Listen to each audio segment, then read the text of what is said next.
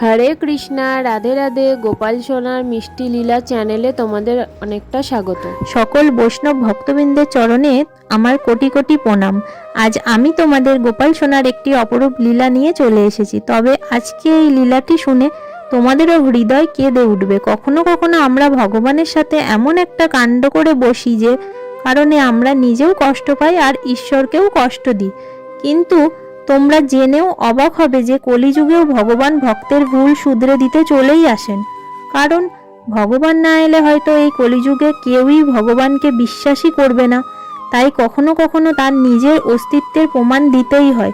তবে আশা করি আজকে এই নারুগোপালের এই অপরূপ লীলাটি তোমাদের সকলের খুব ভালো লাগবে। আর তার সাথে তোমরা দর্শন করো গোপাল সোনাদের সকালের সেবা। আর তোমরা সকলেই মিঠি মিঠাইয়ের সান সিঙ্গার ভিডিও দর্শন করো আর তার সঙ্গে এই অপরূপ লীলাটি শ্রবণ করো। লখনৌতে নিবাসী উষা দেবী নারুগোপালের পরম ভক্ত। গোপাল সোনার সেবা তার খুবই ভালো লাগে। তবে আজ থেকে মাত্র 5 মাস আগেই তার জীবনে গোপাল সোনা এসেছে। কিন্তু এই 5 মাসেই নারুগোপাল তাকে সব দিক থেকে বেঁধে ফেলেছে। এমনভাবে তিনি নারুগোপালের সাথে জুড়ে গেছেন যে নারুগোপাল ছাড়া তার আর কিছুই ভালো লাগে না। এবার আমি তোমাদের সকলকে জানাই নারুগোপাল তার জীবনে কিভাবে এলো। আজ থেকে প্রায় 8 মাস আগে উষা দেবীর স্বামী মারা গেছেন। ছেলে মেডিকেলের স্টুডেন্ট হওয়ার কারণে সে হোস্টেলে থেকেই পড়াশোনা করে। আর উষা দেবী বাড়িতে একদম একা। তার স্বামীর কর্মসূত্রেই তারা লখনৌতে বসবাস করেন। তার বাবার বাড়ি কলকাতা আর বাবার বাড়ি সকলেই পূজাপাঠে বিশ্বাসী। তাদের বাড়িতে গোপাল সোনার সেবাও হয় নিত্যদিন। উষা দেবী যখন অনেক ছোট ছিলেন তখন তাদের বাড়িতে তিনি সর্বদাই নারুগোপালের সেবা করতেন। মাকে দেখে দেখে তার নারুগোপালের সেবা করতে খুব ভালো লাগতো। কিন্তু বিয়ে হয়ে আসার পর 1 বছরের মাথায় তার সন্তান হয়ে যায়, যে কারণে তিনি সংসারের মধ্যে এমনভাবে আবদ্ধ হয়ে যান যে আর নারুগোপালের সেবার সুযোগ আর হয়নি। তবে আর যাই হোক, গত 8 মাস ধরে তিনি একদম একা। স্বামী মারা যাওয়ার পর ছেলে হোস্টেলে চলে গেছে। তখন আর তিনি কিভাবে সময় কাটাবেন নিজেই বুঝে উঠতে পারছেন না। কখনো কখনো নিজের বাবার বাড়িতে ফোন করেন, আবার নিজের বোনেদেরও ফোন করেন, আবার কখনো কখনো বান্ধবীদের ফোন করেন। এইভাবেই তার সময় কাটছে। সেই রকম একদিন তার মাকে ফোন করে বলেন, মা তুমি কি করছো? মা তাকে হাসতে হাসতে জানায়, মনে আছে তো তোর সেই নারুগোপালের কথা?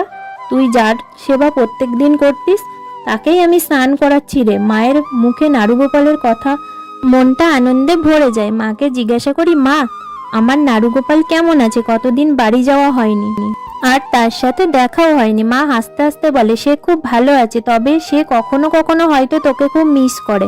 মায়ের কথা শুনে আমার চোখে জল চলে আসে এবং মাকে জিজ্ঞাসা করি, আচ্ছা মা, আমি কি আবার নারুগোপালের সেবা আবার নিতে পারি? মা এক মুখ হাসি নিয়ে বলে, হ্যাঁ হ্যাঁ, কেন নিতে পারবি না? তোর তো এখন কোনো কাজই নেই, কোনো পিছুটানও নেই, তুই নারুগোপালকে নিয়ে খুব ভালো সময় কাটাতে পারবি। ব্যাস, মায়ের একবার সেই কথা বলাতে আমি কিন্তু আর এক মুহূর্ত দেরি না করেই চলে গিয়েছিলাম আমার নারুগোপালকে আনতে। আর সেই নারুগোপাল আমার বাড়িতে আসে। নারুগোপালকে আঁকড়ে ধরে আমার একটা একটা করে দিন কাটতে থাকে। মনে হচ্ছিল এই আমার সেই নারুগোপাল, যাকে আমি বিয়ের আগে খুব যত্ন করে সেবা করতাম, যাকে আমি আমার হৃদয়ে আঁকড়ে ধরে আমার সারাটা জীবন কাটিয়ে দিতে পারবো হাসতে হাসতে। নারুগোপাল বাড়িতে আসার পরে আর তো এক মুহূর্ত আমি সময়ই পাই না। ওর জন্য ভালো ভালো ভোগ রান্না করে তাকে নিবেদন করতে করতেই কিভাবে যে সময় কেটে যায় বুঝতেই পারে না। তবে সত্যি সত্যি খুব ভালো লাগে তার সাথে সময় কাটাতে। এইভাবেই দিন কাটছিল। তবে 35 দিনের মাথায় আমার ছেলে হোস্টেল থেকে বাড়ি ফেরায় তো চরম বিপত্তি তখন শুরু হলো। আগে সে কোনোদিনই পুজো পাঠে অতটা ধ্যান দিত না। তো সকাল সকাল আমাকে পুজো ঘরে দেখে তো জিজ্ঞাসা করলো, মা এ কি, তুমি পুজো ঘরে এত সকাল সকাল সকাল সকাল তুমি ঘুম থেকে উঠে ঠাকুর ঘরে কি করছো? তো আমি বললাম, এই দেখ, আমি তোর ভাইকে নিয়ে এসেছি, তোর নারুগোপাল। জানিস বাবু, আমি যখন ছোট ছিলাম দাদুর বাড়িতে থাকতাম, তখন নারুগোপালের সেবা করতাম। আর এখন তো আমার সময়ই কাটে না, তাই ভাবলাম নারুগোপালের আবার সেবা নিই। তাই আমি তাকে নিয়ে এসেছি। আমার ছেলে গোপাল সোনার দিকে কিছুক্ষণ তাকিয়ে বিরক্ত হয়, বলে, তুমি তো এখন অসুস্থ, তুমি সকাল সকাল উঠে কি শুরু করেছো বলো তো? আমি এক মুখ হাসি নিয়ে তাকে বলি, আমার তো কোনো কষ্টই হচ্ছে না রে। যখন তুই থাকিস না তখন আমার একা একা লাগছিল বড্ড, তাই আমি গোপাল সোনাকে নিয়ে এসেছি। আমার গোপাল সোনার সাথে সময় কাটাতে মনেই হয় না যে আমি বাড়িতে একা একা থাকি। আমার গোপাল সেবা করতে খুবই ভালো লাগে, আর আমার একদমই একা একা মনে হয় না। আমার কথাগুলো শুনে যে আমার ছেলে অনেকটা বিরক্ত বোধ করছিল সেটা আমি ভালো করেই বুঝতে পারছিলাম। তবে আমি তার কথাকে অতটা গুরুত্ব না দিয়ে নিজের কাজ নিজে করতে থাকি। তবে 2-3 দিন পার হতেই একটা বিরাট সমস্যা শুরু হলো। পিরিয়ডসের ওই সমস্ত দিনগুলোতে আমি অসুস্থ হয়ে পড়তাম, যেটা আমার ছোটবেলায় সমস্যা ছিল। এতদিন গোপাল সোনা ছিল না বলে তেমন কোনো অসুবিধা হয়নি। তবে সবেমাত্র 25 দিন হলো আমার গোপাল সোনা আমার বাড়িতে এসেছে। এই সময় আমি কিভাবে তার সেবা করব এটাই বুঝতে পারছিলাম না। ইউটিউবে আমি তারপর অনেক ভিডিও সার্চ করে দেখি যে পুত্ররূপে সেবা করলে গোপাল সোনার পুজো আমরা ওই সব দিনগুলোতেও করতে পারি। তারপর যত ভিডিওই দেখি না কেন দ্বিধা যেন কাটতেই থাকে না। তারপর ভাবলাম আজকে যে গোপাল সোনার খিচুড়ি ভোগটা দেবো সেটা বাবুকে দিয়েই কেন না করানো যাক। যখন সে থাকবে না তখন দেখা যাবে, এখন তো সে আছে তাই তাকে দিয়েই করানো যাক। তারপর ভগবানের সব কিছু ভোগের আয়োজন করে ভোগটা নিবেদন করার জন্য বাবুকে আমি ডাকলাম, বাবু বাবু এদিকে শোন না, ভগবানকে একটু ভোগটা নিবেদন করে দে না। তারপর ছেলে একমুখ বিরক্ত নিয়ে জানালো, তোমার নাড়ু গোপাল মা তুমি সেবা করো, আমি পারবো না। তো মা একমুখ হাসি নিয়ে বলল যে দে না বাবু, তোরই তো ভাই হয়, গোপাল সোনা কি না খেয়ে থাকবে? দে না বাবা, অমন জেদ করতে নেই বাবা। যেই না ছেলেকে এই কথা বলা অমনি নাড়ুগোপালের যে খিচুড়ির ভোগটা দেওয়া হয়েছিল সেই থালাটা নাড়ুগোপালের সামনে উল্টে ফেলে দিল। আমাকে রেগে গিয়ে বলল, হয়েছে হয়েছে এবার। সত্যি আমার কাছে কিছু ভাষা ছিল না যে আমি তাকে কি বলে বকাবকি করব। তবুও তাকে আমি বললাম, এটা তুই কি করলি? ভগবানকে খিচুড়ি ভোগ লাগাবি না বলে তবে তুই এটা ফেলে দিলি? আর সমস্ত খিচুড়িটা তোর গোপাল ভাইয়ের গায়ে গিয়ে পড়ল। জানিস খিচুড়িটা কতটা গরম ছিল? সে আমাকে বলল, আমার কোনো যায় আসে না মা, আমরা মডার্ন যুগের মানুষ, আমরা কেন বিশ্বাস করব? এইসব বলে সে তো সেখান থেকেই চলে গেল। আমি আর সমস্ত কিছু পরিষ্কার করে নাড়ুগোপালের গায়ে যে খিচুড়িটা পড়ে গেছিল সেটা পরিষ্কার পরিচ্ছন্ন করে নাড়ুগোপালকে সঙ্গে সঙ্গে স্নান করিয়ে দিলাম। 2 ফোঁটা খিচুড়ি তার গায়েও পড়েছিল। 2 চোখে জল নিয়ে আমি বুঝতে পারছিলাম আমার নাড়ুগোপালেরও কতটা কষ্ট হয়েছে। আর গরম খিচুড়ি পড়ে যাওয়াতে তার শরীরটা যেন হু হু করে জ্বালা করছিল। কি করব কিছু ভেবে না পেয়ে আমি নাড়ুগোপালের সর্ব অঙ্গে চন্দন মাখিয়ে দিয়েছিলাম। আর নিজের শরীর খারাপ পিরিয়ডসকে উপেক্ষা করেও আমি নাড়ুগোপালের সেদিনকে সেবা করেছিলাম। আর নিজের হাতে ভোগ রান্না করে আমি গোপাল সোনাকে কোলে বসিয়ে খাইয়ে দিয়েছিলাম। ঘটনাটা খুব কষ্টদায়ক ছিল।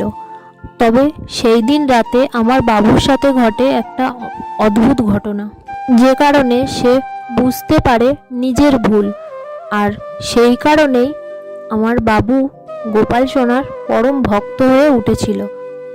সেদিন রাতে সে যখন ঘুমিয়েছিল সে কোনো একটা বিষয় নিয়ে ভয় পেয়েছিল। তো তখন সে আমার কাছে ছুটতে ছুটতে চলে আসে আর বলে, মা আমি আজকে যেটা করেছি সেটা অনেক বড় ভুল করে ফেলেছি। তখন আমার সত্যি সত্যি ভগবানের কাছে ওই রকম খিচুড়ি ফেলে দেওয়া উচিত হয়নি। তখন আমি জিজ্ঞাসা করলাম, কেন কি হয়েছে আমাকে বল। তখন সে যেটা বলল সেটা একবারে অবাক করে যাওয়ার মতো কাণ্ড ছিল আমার কাছে। সে আমাকে জানালো, জানো মা আমি একজন ডক্টর হতে চাই আর সব সময় আমার পেশেন্টদের সেবা করতে চাই। কিন্তু আজকে আমি এক অদ্ভুত স্বপ্ন দেখলাম, যেখানে একটা 7-8 বছরের বাচ্চা আমার কাছে চেক আপ করতে এসেছে। কিন্তু আমি রেগে গিয়ে তার গায়ের ওপর গরম খিচুড়ি ঢেলে দিয়েছি। তার সম্পূর্ণ শরীর পুড়ে গেছে। এবার তুমিই বলো মা, কেন আমি এমন স্বপ্ন দেখলাম? আমি তো সবসময় আমার পেশেন্টদের সেবা করতে চাই, তাহলে কেন আমি এমন স্বপ্ন দর্শন করলাম? আর অন্য কিচ্ছু নয়, আমি গরম খিচুড়ি বা আমার চেম্বারে কি করে পেলাম? আমি তার উপরে গরম খিচুড়ি ঢেলে দিচ্ছি। আর কেনই বা গরম খিচুড়ি ঢেলে দিলাম তুমি আমাকে বলো মা।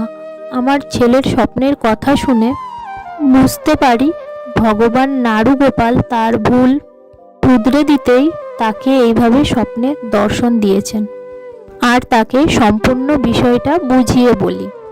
আজকে যেহেতু তুই নাড়ুগোপালের ওপরে খিচুড়ি ফেলে দিয়েছিলিস, গরম খিচুড়ি নাড়ুগোপালের গায়ে গিয়ে পড়েছিল, তার প্রচণ্ড জ্বালা হয়েছিল, সেটা যে তুই ভুল করেছিলিস সেই ভুলটা শুধরে দিতেই নাড়ুগোপাল তোকে আবারও এইভাবে তোকে স্বপ্নে দেখা দিয়েছেন।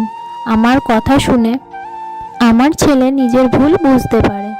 তার দু চোখেই ছিল অশ্রুধারা। সে আমাকে জানালো আজকে যদি তার সাথে সত্যি এই ঘটনা না ঘটতো তাহলে সে কখনোই ভগবানকে বিশ্বাস করতো না। তবে সে আমাকে জানায় আমার ভুল ভেঙেছে মা। তবে এই বলে সে নাড়ুগোপালের কাছে ছুটে চলে যায় এবং বারবার তার কাছে ক্ষমা চাইতে থাকে। এখন আমার আর আমার ছেলের জীবন সম্পূর্ণভাবেই বদলে গেছে। এখন আমার ছেলে যখন হোস্টেলে থাকে তখন তার ভাইয়ের সে প্রত্যেক দিন ফোন করে খোঁজ খবর নেয়, আর যখন বাড়ি আসে তখন তার ভাইয়ের সেবাও করে।